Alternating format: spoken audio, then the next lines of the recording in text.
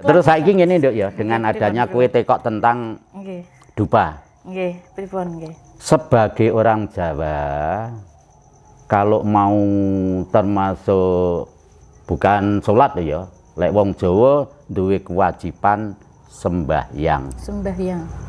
Kowe ngerti arti dari sembahyang? Nggih, pripun wae. Mangkane wong Jawa tembung sembahyang nyembah nang ayang-ayange dhewe.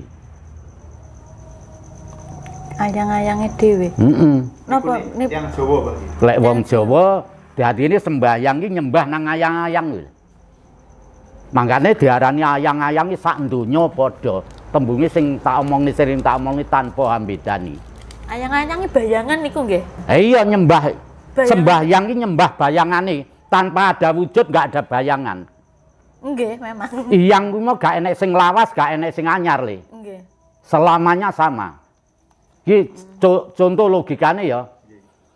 Pedahe Mbahno wis umur 10 tahun. Terus karo pedah anyar iyange padha ya le. Nggih. Ora enek kok anyar mesti ireng. Nggih. Mangkane kuwi sing kena diarani sak donya yang itu yang tunggal, diarani yang tunggal ayang-ayangi sak donya padha. Mesti ireng. Wis arepa bentuk merah, ayang-ayangi tetap hitam. Percaya tidak buktekno. Ayo. Mangkane sembahyang. Lah kata Jawa ki sing muji Nanggawa sering tak omongne dhisik ya. Jawa ki muji Nanggawa sing mlebu metu krana apa? Kuwi sing nguripi. Kowe gak percaya lek mlebu metu ki nguripi, percaya enggak kowe? Lho lek ora percaya tak contoni, sing mlebu metu tak bungkeme. Pripun wae. Lho wis ora nek mlebu metu kira-kira gak iso ngomong kowe. Nggih, jane.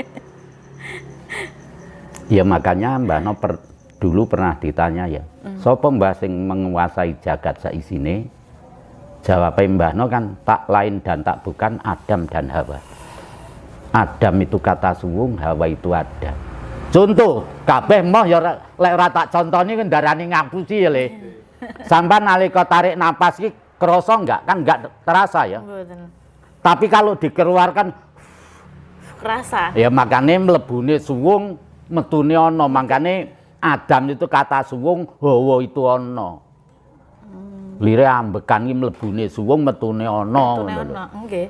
Makane tembunge suwung sejatine ngono. Terus enek unen-unen tanpa hambidani. Napa Mbah niku? Ya sing mlebu metu ki apa beda? Lah saiki ngene, engko urung paham nggih engko. Ya Pak. Semua hidup yang keluar masuk itu sama. Contohnya sing kirik, sing mlebu metu ambekane padha. Ya. Sing bentuk padha. Babi padha. Nggih. Sami. Lah ya saiki senajan ugur cilik sak tengu lho, ya padha ambekan ya. Ambekan. Lah sing bedane antarane urip karo sing nguripi. Dadi ini ben padha jelas wong Jawa iki ben memahami tentang tujuan Jawa. Urip iki kan iso ngrokok, iso ngomong sampean rene iki berarti urip. Nggih. Lah sing nguripi ya mlebu karo metu kuwi mau. Ya kena diarani ambekan utawa nur kuwi mau. Nggih. Ayo digabungne karo nur. Pas apa ora le? Pas ya. Pas. Ya sampean sandene ora nek mlebu metu ki iso teko kene enggak kowe? Mboten saged lah. Jane pertanyaan Jawa ki gur panggah bulet kaya entut ya cendhek banget mulai kan. Lah terus saiki tata carane sembayange wong Jawa nyembah nang yang ayang-ayange dhewe kuwi mah ya. Lah terus mbakar dupa lek trape sing tak anu ya Nduk sing tak Mbahno lek arepe sembayang mesti mbakar dupa. Saiki ayo aku jikokno dupa kuwi 3. 3 nggih, Mbah. Heeh. Ingkang pundi? Oh niki. Iki ya. Nggih. Karo tempate gorene. Dadi niki secara enggak langsung tak praktekne sembayange wong Jawa ya, Le. Nggih. Kula soalnya remen bakar-bakar ngeten niku Oh, enggak. Dadine wong Jawa kuwi mau lek memangi Jawa dianggep agama kan aku ya iso jelasne. Nggih. Gus lek di mbok tekoki Gusti Allah wong Jawa sapa Mbah? Terus kitabe apa tuntunane piye? Sahadati piye? Tata sembayange piye? Aku iso jawab. Ngono lho. Ben aja katanya. Nek katanya enggak valid. Terus saiki lek Jawa ki mau dianggep agama duwe Gusti Allah. Gusti Allahe Mbahno tak jenengne Sang Hyang Tunggal. Lah kuwi tak jenengne kadal ya ora ngamuk jane. Ngene lho. Dadine sak karepku tak jenenge Sang Hyang Tunggal. Walaupun Mbahno jenengne Sang Hyang Tunggal ya ada artine. Nggih. Sang Hyang Tunggal lek ngono jagat sak isine ki tunggal sing nyipta, tunggal sing nguasani. Tunggal niku kan artine setunggal siji nggih Mbah nggih. Sing siji sapa to? Sing ora enek kancane. Ya tunggal ki mau kan. Ijen. Istilah ijen renek kancane. Mangkane ya Sang Hyang Tunggal lek loro ya Sang Hyang Karo kan ngono kan. Ki tata carane sembayange wong Jawa. Awalane jaranu sungkem karo pertiwine kan plek-plek ping 3 ya. Dikebuk plek-plek ping 3. Istilahnya memijak bumi nggih, Mbah. Kaping 3 jiro. Enggak, maksude lek lungguh kan. Nggih. Terus ngebuk ping 3 ngene plek-plek terus muni sak Ibu Pertiwi Suci, Bapa Akasa Kuwasa kula nyuwun sepura ya gur ngono terus ngebong dupa. Karasaning sun ngobong dupa kukus putih wijine ngani nglumantari swara atiku sampurna sariraku kagawa sampurnaning jiwaku kapirsan kaki among nini among kaki danyang nyai danyang kang nderek ngersa kauripanku kan ngono ya.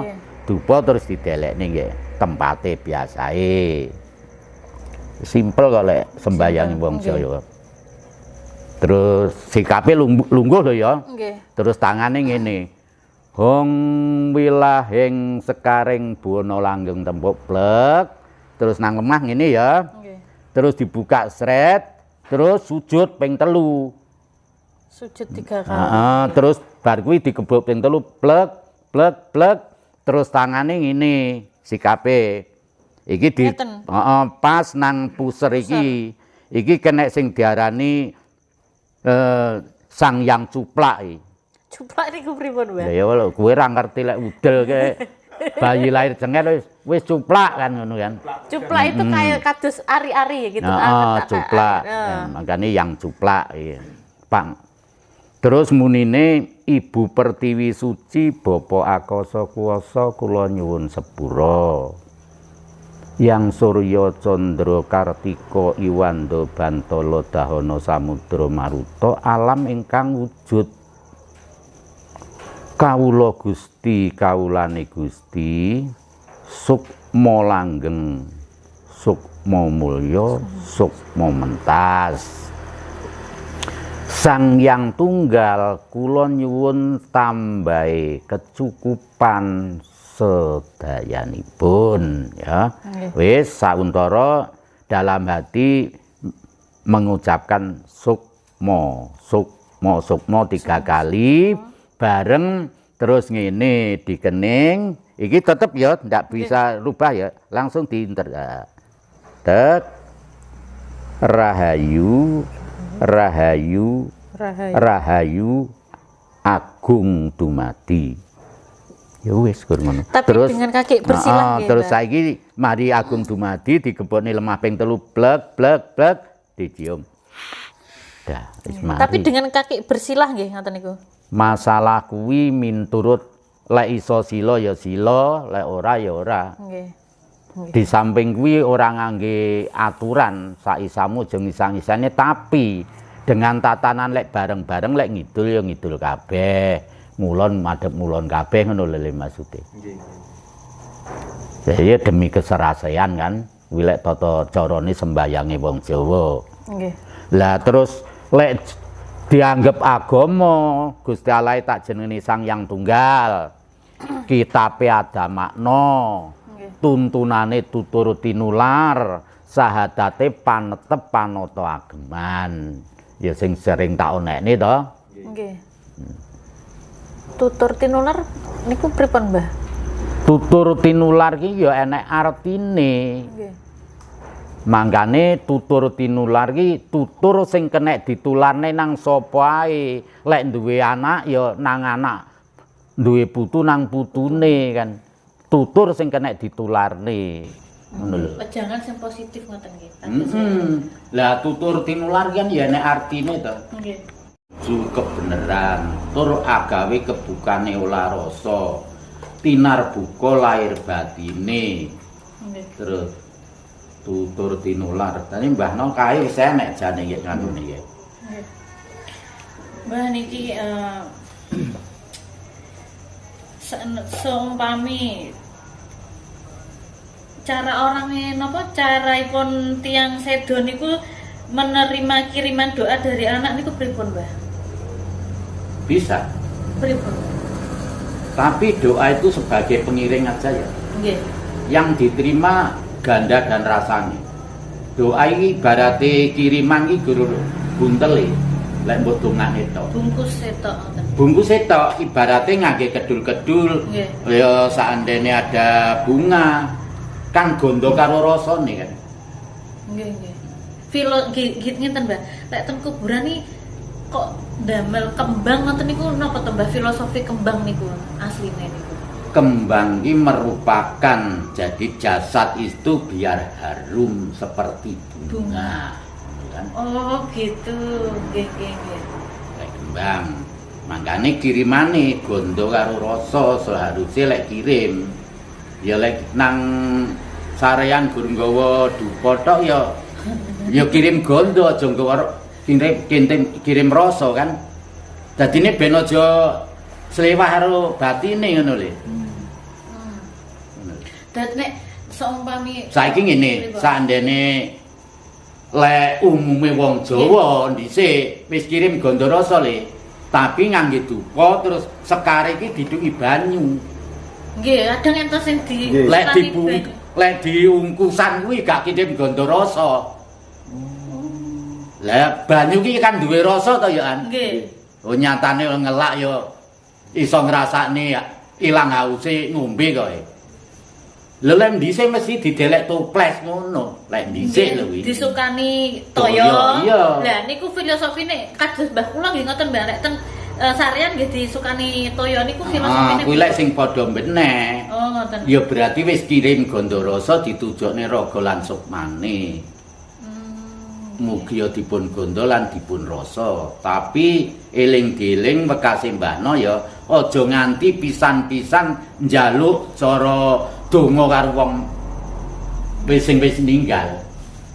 Wah aku dongakno rezekiku lancar, megaweku penak kuwi wong sudrun iki. Kadang kan ada sing ngoten. Lho, salah kaprah. Dadi saking akeh berarti jane asline salah ya. Nggih. Saking akeh kaprah le. Ya mangkane kirim gondo rasa katujaken dhateng raga lan sukma mugi dipun gondo lan dipun rasa. Wis titik ya. Nggih. Terus Pak dalam hati mugi putra wayah ingkang tasih kantun wonten alam rame tansah pinaringana rahayu wilujeng kalih saking rubeda kan. Kuwi kan ndak dari isi hati kan gak njaluk kan. Ngono lho. Saiki ngene. Lek tatanan Jawa lho lek diarani kirim luhur enek dina tertentu. Lek kirim luhur iki berarti kabeh lho ya. Lek sampean kirim nang kuburan kan khusus lek nggih ibuke pamane nggih pamane mbahe kan khusus siji ya. Lek sing diarani kirim luhur iki kabeh. Sedaya leluhur. Terus ditentokne karo Mbah Buyun dhisik. Ya anu buke besok ya muga iki kowe entuk rezeki ayo sok mben semua legi kirim luhur kan ngono ya. Nggih. Lah berhubung wis entuk rezeki tenan pas dina Jumat legi iki mau kirim luhur. Lah apa kok ditentokne nang Jumat legi enek artine le. Niki kok nggih jemah legi kok pasti jemah legi niku napa Mbak? Pripun to? Iki mangkane kan Jemuah Legi iki kan nek diarani dina kawitan, dina kumpul. Dina nglumpuk nggih istilahnya. Dina kumpul Jemuah Legi. Lire kawitan iki Legi iki lek diitung lungguhe nang wetan. Terus Jemuah ya nang wetan. Mangkane tembung wetan iki kawitan. Lah lek wis ngangge Jemuah Legi berarti dina kumpul, dina pasarane. Lire iso bareng kangge termasuk kirim donga karo luhure. Lah lek ngujubne kan dadine ambengan sari pirantosipun kirim luhur ingkang kula kirim gondolan rasanipun. Dene leluhur kula ingkang saking jaler saking setri kang tebih kang cerak kang kerawatan ingkang boten kerawatan dene kecakup kabeh ora siji-siji Sisuta Sinaya. Wong iki leluhure kan akeh ya. Kathah nggih. Dene Mbah Buyut, canggahe, pamane, adike, dulure kan. Mangkane kang tebih, kang cerak, kang krimatan ingkang boten krimatan ingkang wajib kula kintun gondo kalih rasa kula tajaken dhateng raga laksukmanipun. Dongane berarti kasusan sedaya leluhur mboten. Iya, kuwi kan wis disebutne to. Nggih, khususan sedaya. Heeh, ya ringkese ngono kuwi lek khususun iki wong paladol terus terang ae. Leluhur kan mboten saking buyut-buyut ngeten iki nggih sedaya nggih Mbah. Leluhur niku cakupan Yang napa, dikatakan leluhur itu sesepuh pinisepuh cara sing mengkoni tanah Pulo Jawa.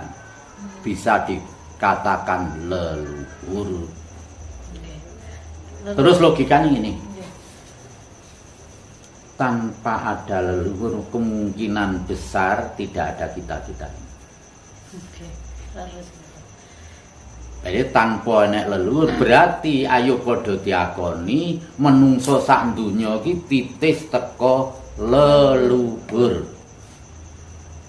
Lah terus saiki ngene ya tentang cara kesaksiane wong Jawa iki simpel banget.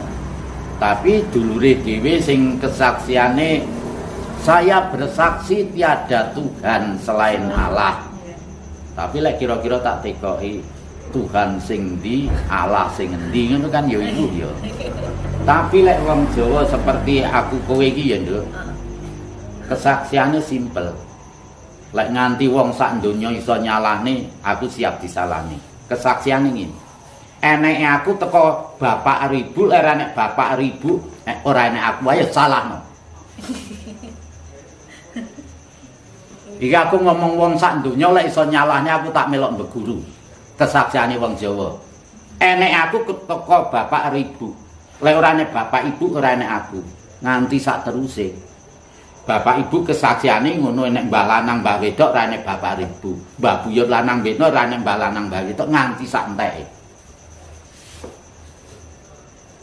Ngono lho jane. Terus kata Jawa ki bener. Oh, ora Jawa kan. Berarti ora bener kan ngene lho. Ora bener ra Jawa. Bocah kok Jawa men to. Lah yang dikatakan Jawa, lirene ayo iki wayahe adus wis sore kuwi jenenge Jawa. Kenapa ya Nduk Mbahno kok nyinyir mengatakan tak terusne pati genah kan? Ngerti maksudnya rapati genah? Sampeyan sok pinter ya an maca Arab. Tapi gak ngerti artine ya kuwi sing jenenge arapati genah. Ayo lek salah-salahno le. Tapi gak iso paham artine. Ya kuwi mangkane diapusi. Mantuk-mantuk lek diomong ya Mbahno sing bener sik mlinger. Ya saiki aku bukan menyalahkan ya, Le. Nggih. Tapi mengeten. Maksudnya dengan perbedaan ki mau monggo to. Jane apa to artine agama? Padha paham enggak? Ageman. Bisa dikatakan itu ya juga bisa. Diartikan tidak gama rusak. Jadi ini wong ben padha aja rusak ditata karo tatanan agama kuwi. Nyatane gak ngono tansaya nemen rusake. Tambah rusak. Nggih. Mbahno punya kepercayaan agama itu ndak ada ajarannya yang jelek. Agama apapun. Agama apapun. Betul Mbah niku. Tapi kenyataannya kok waduh tambah suwe tambah rusak, Mbak. Dengan adanya sampean ngomong tentang kafir barang ini. Nggih. Terus sirik, musyrik, nggih. Bakar dupa musyrik ngeten-ngeten kula dikatain ngoten. Mate kula. Terus Tapi kula jawabe kula ora ngomong. Sekabeh iki saka niat ati. Kula jawabe ngeten, Mbah. Lek aku niate memang nek saka ati niatku memang aku bakar dupa iki tak gawe pewangian, ya aku karep menghormati leluhurku. ya, Kula merasa punya leluhur, wong aku duwe mbah buyut juga. Ngoten Mbak nek kula jawab. Lek kowe mbok omong sirik, nek ning kitab iku sirik. Bakar dupa kula ngoten. Nek kula sak ngertos kula belajar nggih. Iki tak jelasne ya. Jan ben jelas terus sampean ora pegel. Ora pegel. Kowe lek diarani sirik, sesat, kafir, guyunen. Nggih. Haha dengan lapang dada tak tampanan kanthi gembira. Lah, lu disirik-sirikne kok malah guyu malah gembira. Ngene lho Kang apa nduk remas ngono ya. Lah aku wong Jawa lek mbok sirik-sirikne wong Jawa ki ora duwe sirik, ora duwe kafir, ora duwe sesat. Berarti sing muni kuwi sing duwe sesat kafir. Ngono lho, Lek. Jelas ya. Dene kowe lek disirik-sirikne guyu kok malah. Lek wong Jawa selawase gak duwe sirik, berarti sing duwe sirik sing muni kuwi kan ngono kan? Nggih. Ngono lho jane. Tapi Mbah No kan tidak menyalahkan, enggak boleh menyalahkan kok. Dengan dasar ini Mbah No kan satu percaya diri, dua takutlah diri sendiri, tiga jangan menyalahkan. Kenapa ya dengan adanya agama kok terkotak-kotak? Terus saiki sing paling tak dalami, tak resapi, terus tak oleh-oleh. Dadine sing duwe Gusti Allah iki cuma satu agama Islam. Lah terus agama Islam iki Gusti Allah duwe agama mau. Allah duwe agama jenenge agama Islam. Contone iya bahas wong traya Islam ya. Wong Islam lek mati sampean sawu mireng ya wis dikubur terus mudine jenenge piye lek ditekoni nelkim ya. Kan ditekoni si Suto kan ngono ya. Dilungkas kowe engko aja geter aja piye ngono lek ngarani gatek jelas aku. Dilungkas kowe ditekani malaikat loro. Nungkar karo nangkir. Lah ngene ya pitakone engko kowe tak warai jawabe ngene. Kan jelas ya ditekoki agamane apa Islam sahadate ngene kitabe apa terus nabine sapa kan ngono kan. Ya berarti Gusti Allah Islam ki Allah Islam iki duwe agama Islam. Ya gampange agama Islam agamane Gusti Allah. Wong Islam ngono kan. Nggih. Lah nyatane ora tekon jelas ya. Agama ini kan ditekokne ya. Terus kitab piye kayak kitabe. Terus nabine. Terus sahadate ngono ya. Wis ngono kuwi mau. Lah apa ya masuk akal ya, Le? Lek kepercayaan Jawa lek disalahne biar nyalahne Mbah No. Lah iya lek iki kepercayaan Jawa terus tak ungkapne kepercayaan Jawa ya. Padahal wong Jawa ki teko titiwan Cibali ki sing dikubur ki wis merupakan jasad lho. Lah kok lek ora ngangen, lek ora ngandel mbok jiwiten ya ora aduh ngono ya. Berarti kan wis ora duwe rasa ya. Terus diceluki, "Le, Kang, dhuwitmu ceblok." Ya wis ora mudeng iki kan. Wis ora eling maksudnya. Dadi ini wis ora duwe rasa karo eling. Wis gak duwe apa akal ya, Mbah ya. Ya saiki lek ora ngandel ya dinyatakne ngono ae lah. Lah lek ora lek kira sik duwe akal karo eling, kok nang kuburan gak usah diterne, Nduk. Mesti budal dhewe.